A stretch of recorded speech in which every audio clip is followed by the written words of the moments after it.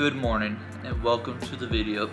It is Saturday, July 6th in Dallas, Texas, about 11:20 a.m. So I guess you can say almost good afternoon, but as you just saw, I did my morning routine of making my bed, got ready for my 4-mile run, and then also had my electrolyte little shake that I mixed up, just help prevent dehydration.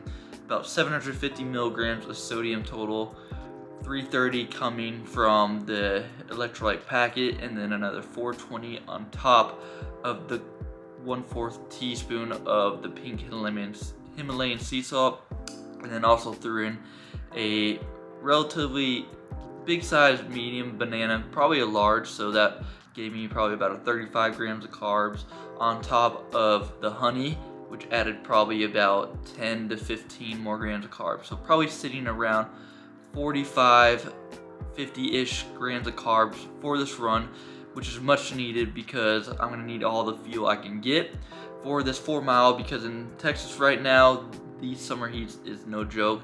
It's gonna be about 90 degrees on the low end, probably gonna be peak around 97 degrees, so I'm gonna need all the help I can get. But I'm gonna go ahead and do my running warm-up and then go ahead and get started on this run. See you there.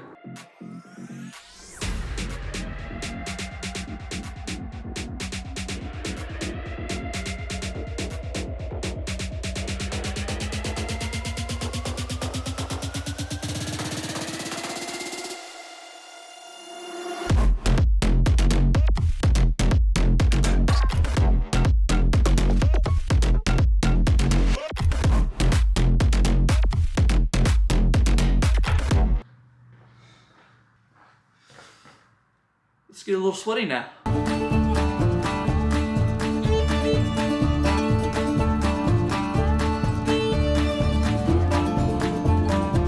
Made 3 miles. My Strava says I'm pacing about a 9:57. Is that accurate? I don't know. I really need a watch because it's getting annoying having to stop, pull my phone out of the pocket, and then keep going. But I really wanted to talk about the concept that I think most people don't know how to differentiate the two when achieving a goal. It's being all in versus all consumed. I believe there's a certain type of obsession that you have to go to accomplish your goals, but there's a fine line not many people know how to draw a line in the sand for. When you're all consumed, sure, you may be accomplishing this goal, getting higher than last month's revenue in your business on a goal that most people wouldn't even dare to do, like a marathon.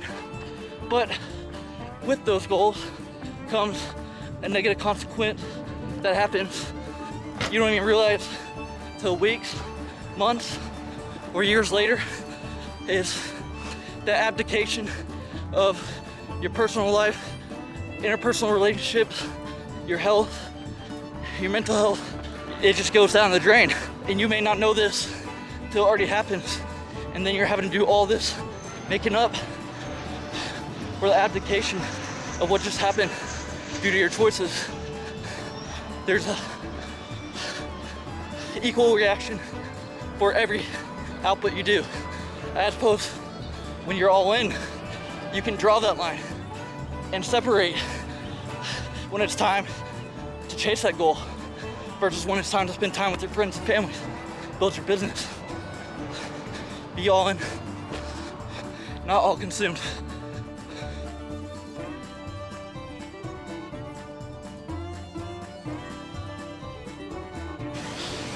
Holy shit. It's like 107. Not 107. It feels like 107. It's probably like 95. I'm just drenched. I got like half mile left. Let's go.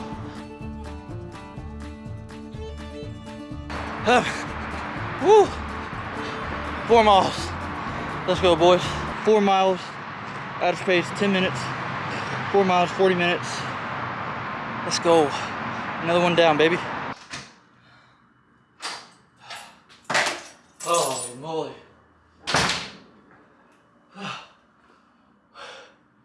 Yeah, I'm torched. All right. Okay. Let's see it.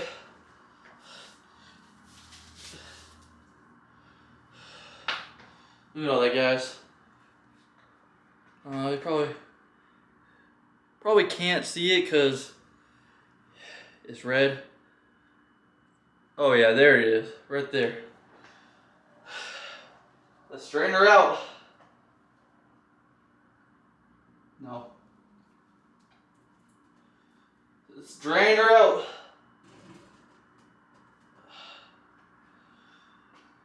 Whew. I tell you what, guys. If you want to, let me catch my breath.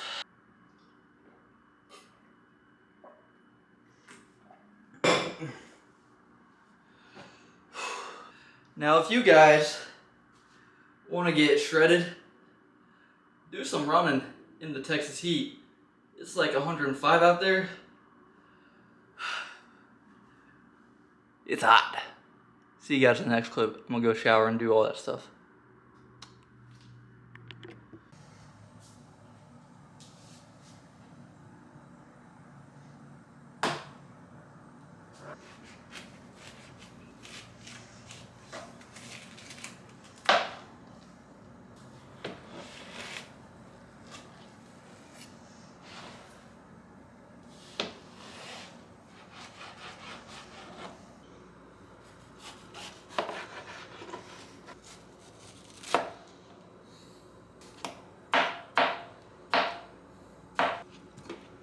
So in my opinion, there's nothing more satisfying than cutting open a fresh watermelon after a long run to rehydrate.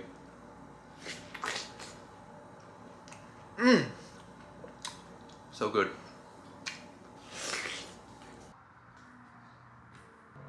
Welcome to my marathon training plan. Told you guys that we would be going over this training plan and how exactly I'm going to, and how exactly I plan on succeeding in this marathon. Gonna give a quick little breakdown of what my training plan looks like from now. Really, I started last month, but I just started recording the journey now until December. Race day 12, 15, 24. So it's December 15th, 2024. And I got some questions. Why did you name it more than a marathon? Well, I like to take lessons out of everything I do. So the reason why I named it more than a marathon training plan is because from a macro scope point of view, it's a total reconstruction. Now, what I mean by reconstruction? Well, reconstruction of myself. So growth only occurs through discomfort.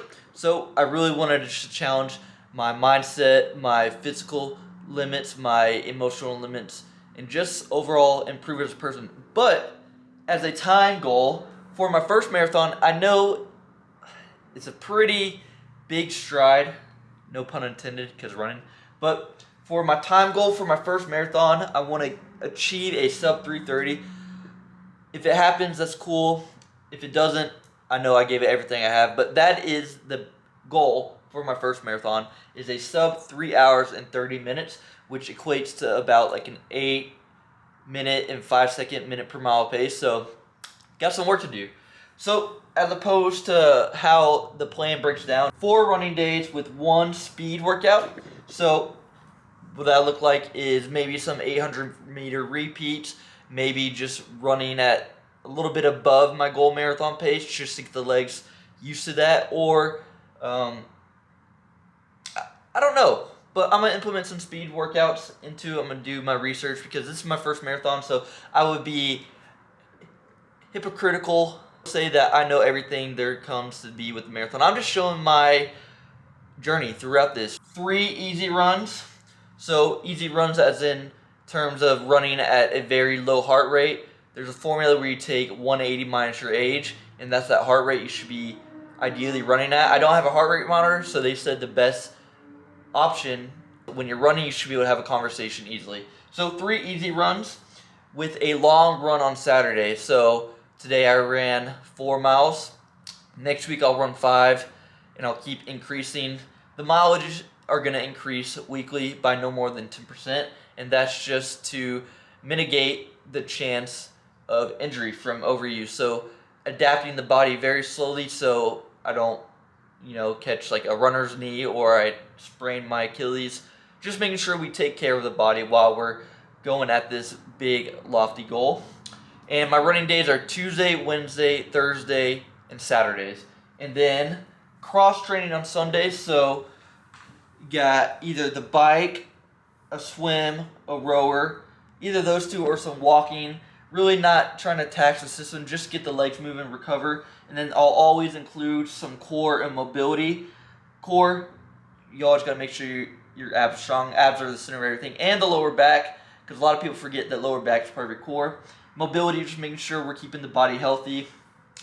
Strength training. Now, this is a big mistake that I see marathon runners do, is they won't include any strength training. And the reason why we want to include strength training is just to make sure we're taking care of the body, making sure we stay strong and mitigate the chance of injury. And then also the strength training will also improve the running. The stronger your muscles are, the faster you can run. The healthier your muscles are, the longer you can run, avoid injuries. And then 5 days minimum. So I typically lift Monday through Friday, and then an optional Saturday lift if my schedule isn't hectic, because my Saturdays get pretty crazy after my run.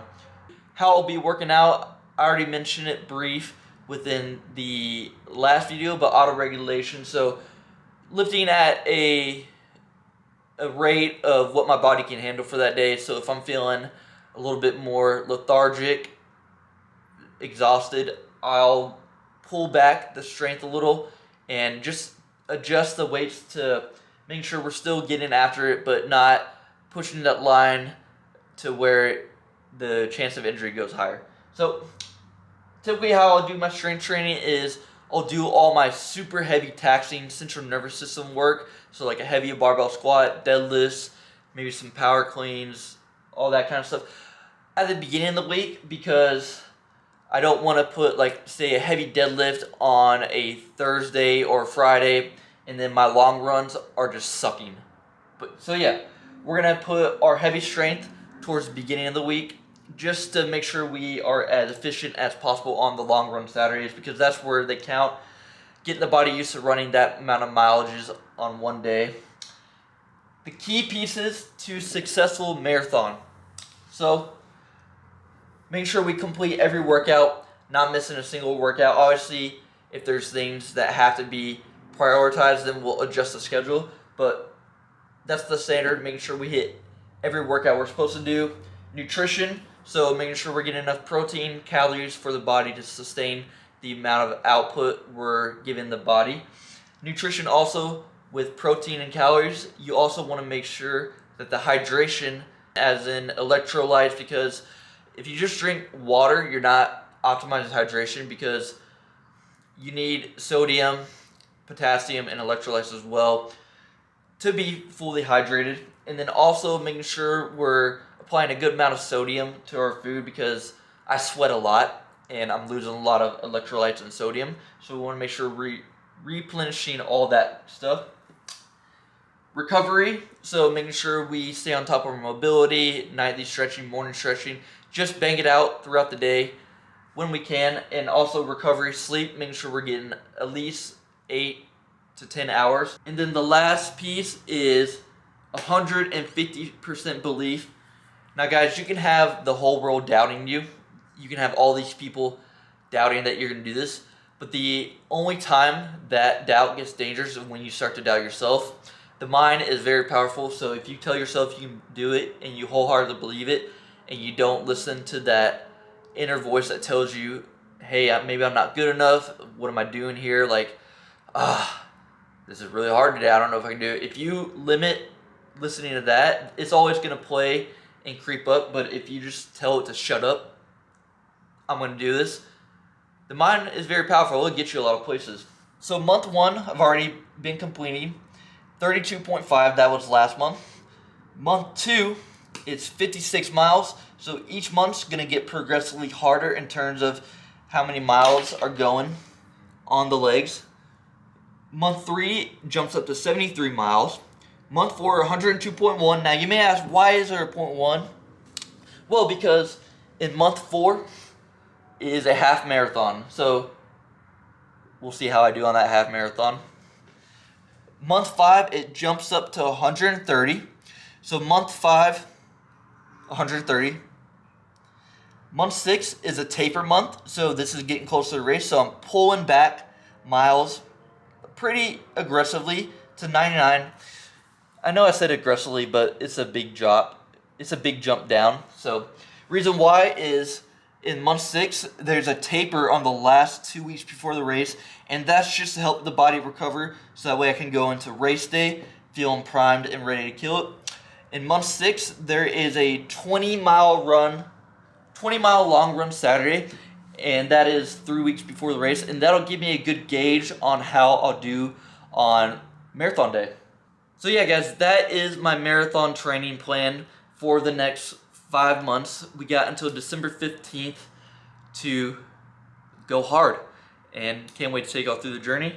Comment below what else you would like to see me implement within this training plan, and if there wasn't anything that I covered or that I should know what I'm in for, let me know.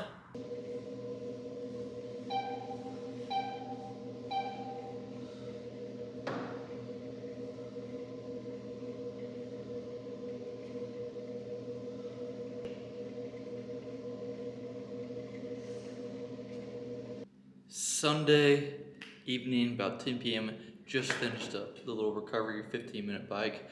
Now I'm gonna do a little bit of core action, just a little, get the blood moving around the legs, help recover. As part of the program is Sundays are recovery days, so you can do the bike, you can walk, rower, kind of whatever you're feeling, just to help the legs recover and get back ready to hit it hard for Tuesday's run. But gonna start out with some rope crunches. Take you through this little core workout. Hitting everything about 3 sets of 15. Just get the abs popping. I gotta get up on my feet. I rise back, but I'm broken from the cold concrete. Bruised and scarred, but I won't concede. This is my battle cry, the anthem on my knees.